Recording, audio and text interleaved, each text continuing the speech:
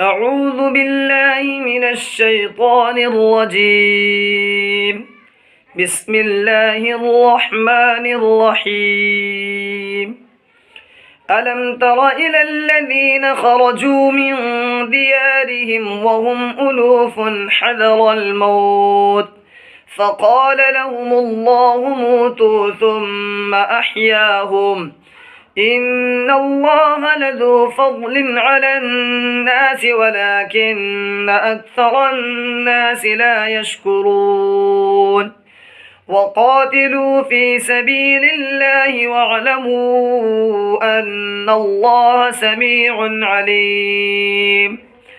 من ذا الذي يقرض الله قرضا حسنا فيضاعفه له أضعافا كثيرة والله يقبض ويبسط وإليه ترجعون.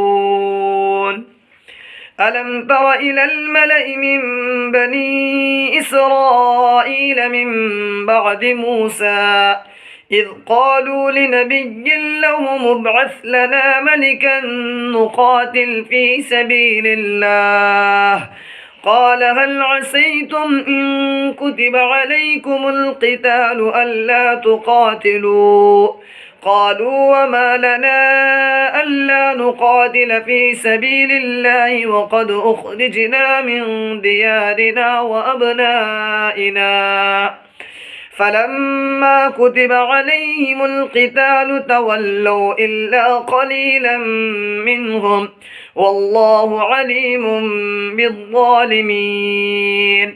وقال لهم نبيهم إن الله قد بعث لكم طالوت ملكا قالوا أنى يكون له الملك علينا ونحن أحق بالملك منه ولم يؤت سعة من المال قال إن الله اصطفاه عليكم وزاده بسطة في العلم والجسم والله يؤتي ملكه من يشاء والله واسع عليم. وقال لهم نبيهم إن آية ملكه أن يأتيكم التابوت فيه سكينة من ربكم وبقية مما ترك آل موسى وآل هارون تحمله الملائكة إن في ذلك لآية لكم إن كنتم مؤمنين.